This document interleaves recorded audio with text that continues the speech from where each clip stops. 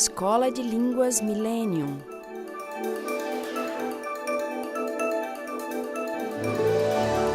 Proton Editora.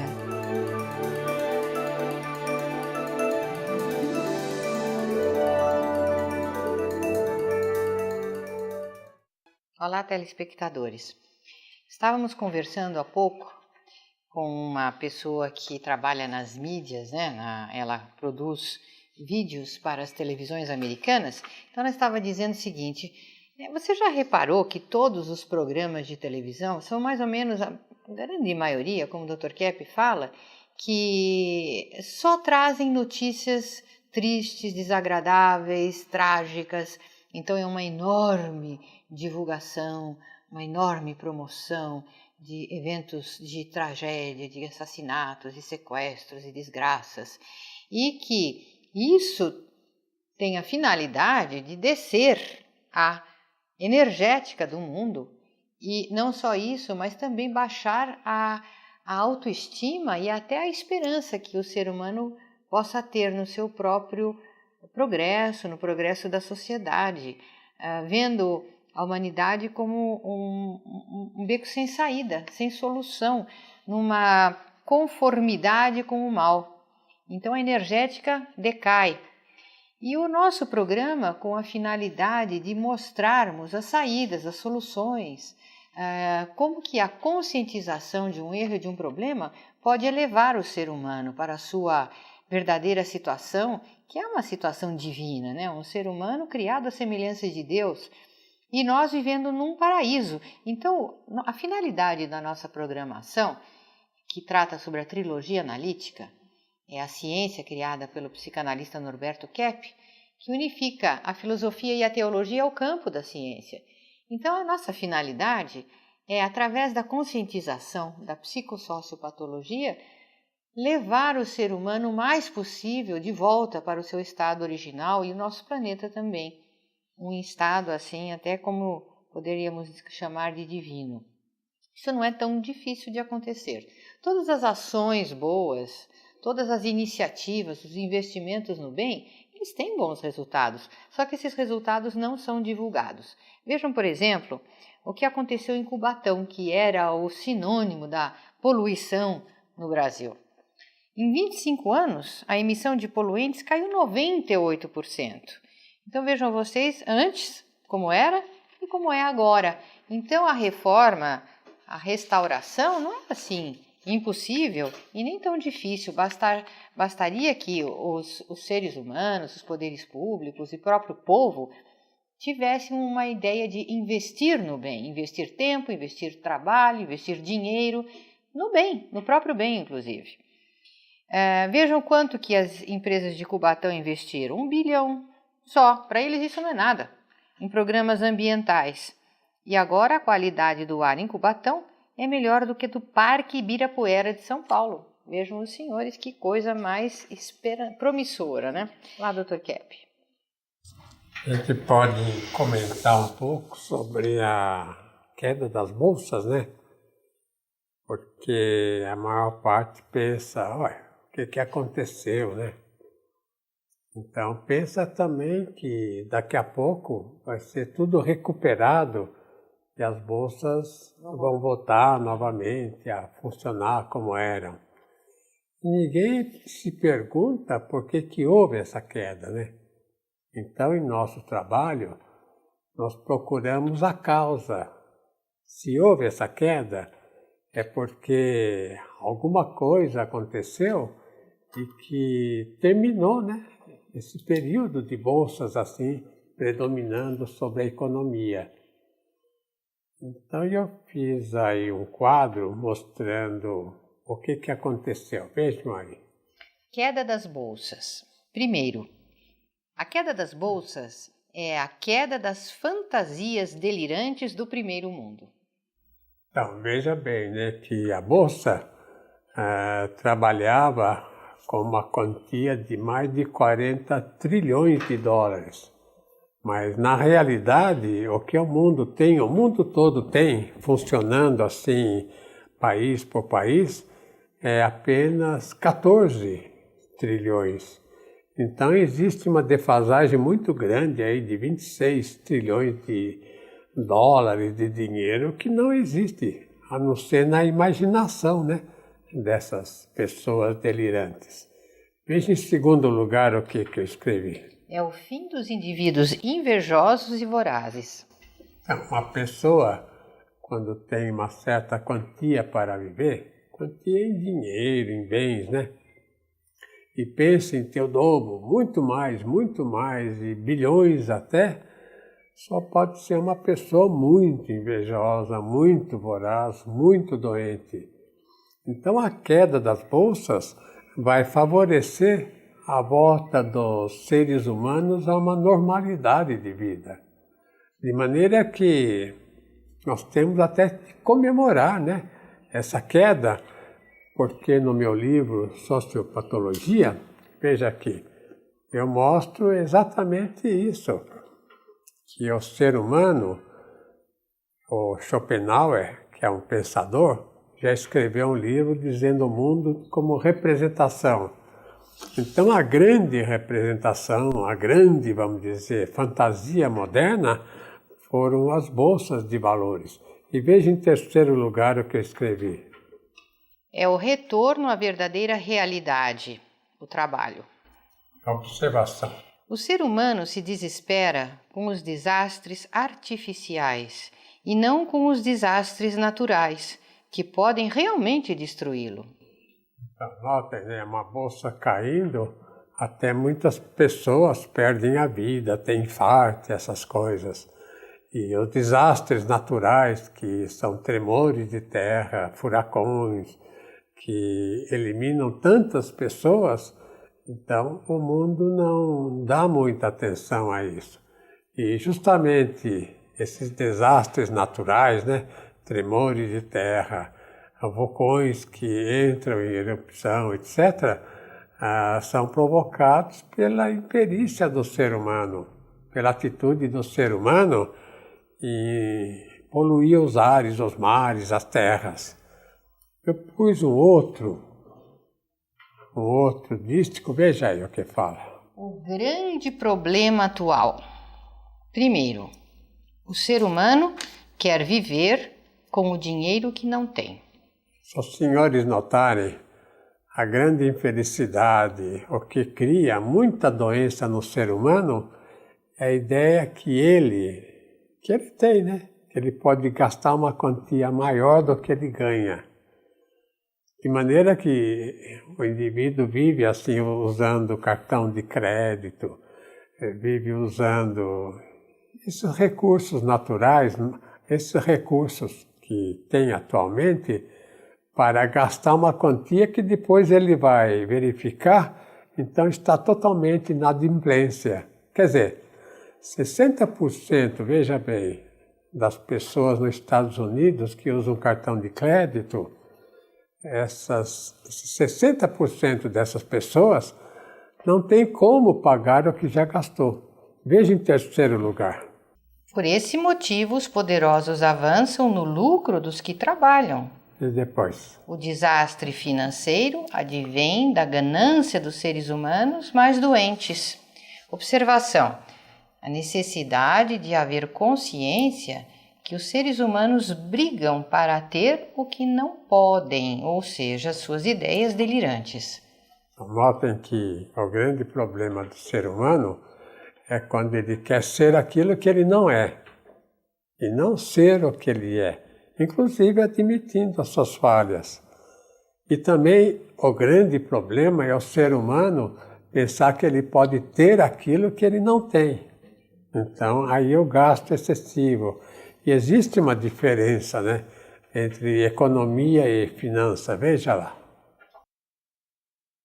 Economia e finanças. Primeiro, a economia é o resultado do valor que a nação produz. Veja bem que economia quer dizer o dinheiro, o bem que a nação tem, que vem do trabalho, que vem principalmente da indústria, que vem também do comércio, né, da agricultura, é o resultado. Portanto, o verdadeiro dinheiro da nação são esses 14 trilhões que existem no mundo todo. 26 trilhões a mais não existem. São apenas especulação. Veja em segundo lugar. As finanças. Se trata de estabelecer o preço de compras e vendas no país. Quer dizer, se o indivíduo tem uma ação que vale 10, ele na bolsa pode, assim, artificialmente elevar para 20, 30, mas na realidade não vale 20, 30, vale 10 só. De maneira que a bolsa cria um artificialismo e esse artificialismo perturba a mente das pessoas. Até do povo que não joga na bolsa fica meio perturbado com isso que acontece. Veja em terceiro lugar. Se as finanças se tornam mais fortes do que a economia, isso derruba a nação. Observação: as bolsas de valores se tornaram perigosas porque não tem lastro que as sustentem. Então vejam, né, se os senhores quiserem trocar seu dinheiro no banco por ouro, por qualquer tipo de moeda forte, moeda de ouro, de prata, não existe isso. Os bancos nem têm. Se metade das pessoas que têm dinheiro nos bancos retirar num dia, o banco não tem como pagar. O banco, vamos dizer, entra em falência. Nós já voltamos, né?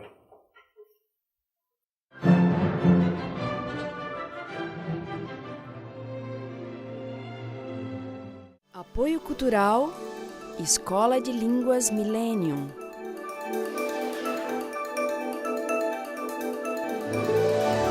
Millennium, traduções e interpretações.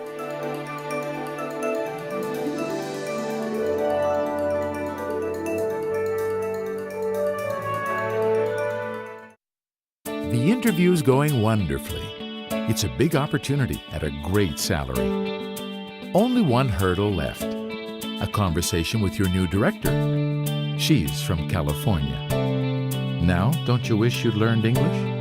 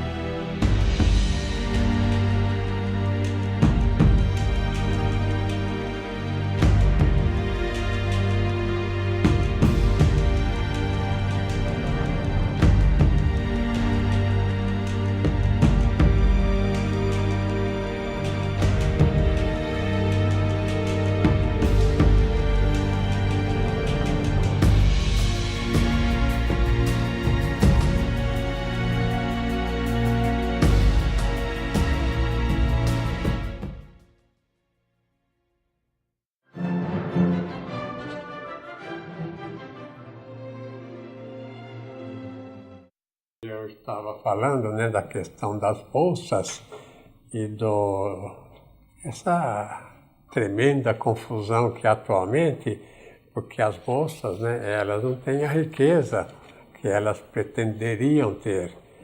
Agora, quando nós fomos aos Estados Unidos em 1984, com o escritório montado lá no East Side, essa atuação nossa foi muito também ligada à questão da socioterapia, né?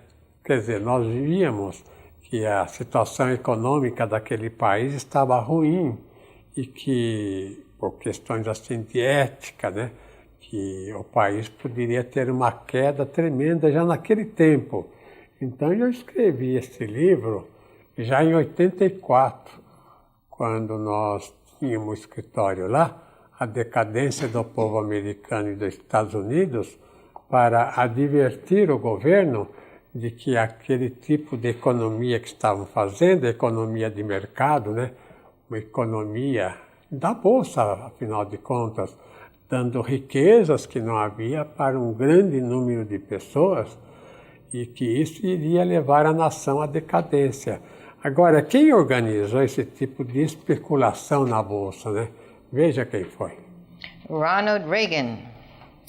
Então, veja que Ronald Reagan, né? Famoso Reaganomics. Ele era um artista de cinema. Então, um indivíduo sem experiência de economia, sem experiência nenhuma. E é claro, ele trabalhou com um grupo também que gostaria, né, de fazer especulação. E levou isso que levou agora. Vejam um disco que eu escrevi. O trabalho em si é divino, e não esse ou aquele. Quer dizer, todo trabalho, principalmente feito com dedicação, é algo ligado ao ser divino e algo ligado à essência principal do ser humano, que é boa. Então, quando o indivíduo trabalha, produz, ele se sente bem. Quando o indivíduo passa um dia trabalhando, ele se sente bem à noite, quando ele vai dormir, porque ele se sente realizado. Agora, em 80, né? Nessa fase, nessa década de 80, entrou então no mundo o período que eles designaram de ócio. A pessoa não precisava mais trabalhar, era só se divertir. E ficou essa mentalidade, inclusive, na educação. Então, os adolescentes hoje querem se divertir. As pessoas não querem mais algo sério na vida. E vejam, duas pessoas que fizeram isso. Milton e Rosie Friedman. Eu escrevi no meu livro Trabalho e Capital que eles falam em várias páginas que não haveria mais necessidade do trabalho, que o mundo já tinha tudo o que ele queria e que agora o ser humano poderia se divertir. Quer dizer, isso em matéria de psicoterapia, psicanálise, né? Mesmo a psicanálise freudiana, ela mostra que se o indivíduo quer só o divertimento, ele vai ficando cada vez mais doente. Então, vários sociólogos, né? Veja bem o perigo da sociologia só, se não é unida à psicologia. Vários sociólogos, né, italianos e principalmente franceses, desenvolveram a ideia de que não era mais necessário assim, uma vida séria de trabalho. Agora, essa questão, essa ideia, essa mentalidade é que tem levado inúmeros jovens a um descalabro, a um desastre. Porque eu tenho falado na televisão e também no rádio que essa questão do trabalho não é, por exemplo, na adolescência, que vai obrigar o adolescente, em muitos países até criança, ao trabalho, né? Não é que seja assim, obrigado a trabalhar para ganhar, para sustentar a família, ele próprio. Mas a ação, o trabalho, é fundamental. Se a criança, ou o jovem, o adolescente, entra numa escola que não tem atividade, não tem nada com o trabalho, ele não se desenvolve. Um dos motivos porque Estados Unidos tomaram a dianteira do mundo, se tornaram o país mais desenvolvido, foi que lá, em geral, toda casa tem uma oficina no porão, fazendo trabalhos assim, construindo móveis, ou então até torno mecânico. O povo gosta de se entregar à ação. Então, essa questão da ação é fundamental, inclusive para o ser humano desenvolver a própria mente. É claro que precisa haver uma união, né? Ação, trabalho e sentimento. Os três, um terço cada um na vida da pessoa. Se a pessoa só fica num, por exemplo, só fica no sentimento, é uma pessoa piegas, né? Uma pessoa difícil de entendimento. Se fica só vamos dizer, razão, no raciocínio, é uma pessoa racionalista desagradável, que coloca tudo em esquemas e só pensa em ideias matemáticas. É uma pessoa muito doente. E também se coloca só numa ação, sem fundamento de razão, sem fundamento de sentimento, né, de amor, também é uma ação ruim. Então vejam um dístico que eu escrevi. O ser humano é aquilo que ele faz. Notem que o ser humano, isso fala a filosofia existencialista, né? O Heidegger, Biswanger, Boss. O ser humano, ele, na opinião deles, né, dessa filosofia, ele é que constrói a própria essência. Então, se o ser humano tem uma atitude assim boa, então ele é um indivíduo bom. Se ele tem uma atitude trabalhadora, ele é um trabalhador.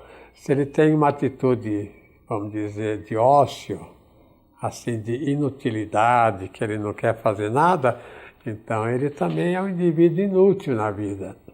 Agora, é importante notar que a criança tem que, desde pequena, né, claro, né, o adolescente principalmente, tem que ser levado o adolescente, né, tem que ser levado a uma ação assim de realizar qualquer coisa na vida e não ficar só na teoria, nos estudos teóricos. Agora, tem uma questão importante, né, que o mundo assim criou uma ideia tão negativa do trabalho que o indivíduo com, às vezes, 40, 50 anos, já pensa em se aposentar e não fazer mais nada. Sendo que dados técnicos, né? Por exemplo, nos Estados Unidos, se reuniram pessoas assim aposentadas com 60 anos ou mais e criaram várias fábricas. E essas fábricas produziam melhor do que as outras congêneres. E tinham mais lucro, inclusive.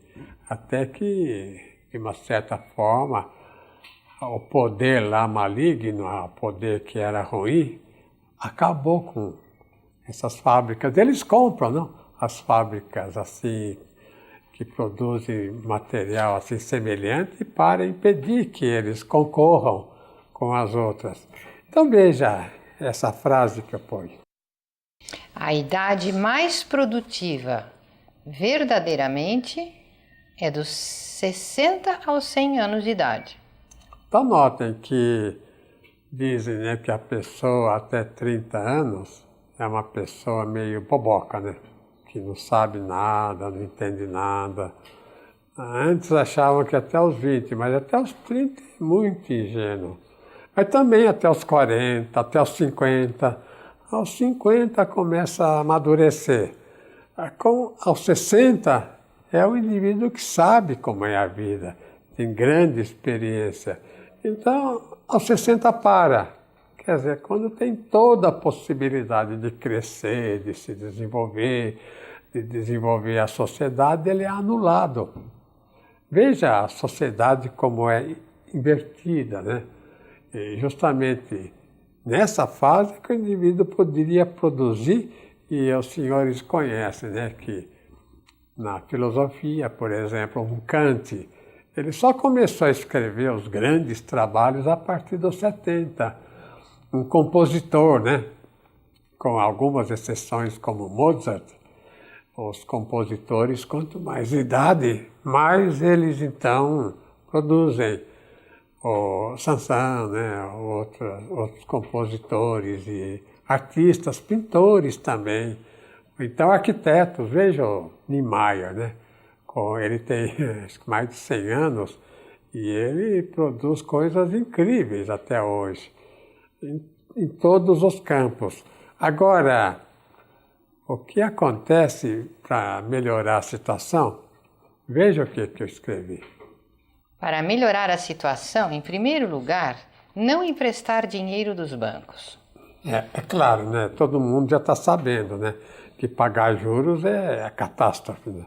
Segundo os bancos lugar, quebrando, o dinheiro vai embora. Segundo, organizar as próprias empresas. Não trabalhar para enriquecer os outros. Terceiro, sabotar as transnacionais, as nocivas, né?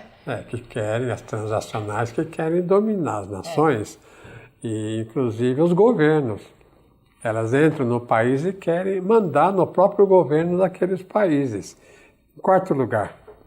Exigir que a mídia fale a verdade. Ah, isso é difícil. Isso eu não gosto nem de comentar, porque nós estamos na mídia, né? Mas é uma mídia comunitária, de um grande valor, mas que a mídia principal aí, que tem assim, livre trânsito, geralmente não acordaram ainda para nosso trabalho. Veja em quinto lugar. Que os poderes trabalhem para o povo. E não ao contrário, né? O povo para os poderes. E sexto. Melhorar as cidades, seus jardins, suas casas, etc. Atenção, no Brasil está tudo para ser feito, para fazer desse país um jardim, né, doutor? E também nos outros, né? E também nos outros, voltar a ser um paraíso. O paraíso está aí, né? É só não estragar o paraíso que nós estaremos. Para saber melhor como fazer isso, ingresse no portal www.trilogia.ws. É simples, trilogia.ws. Até a semana que vem.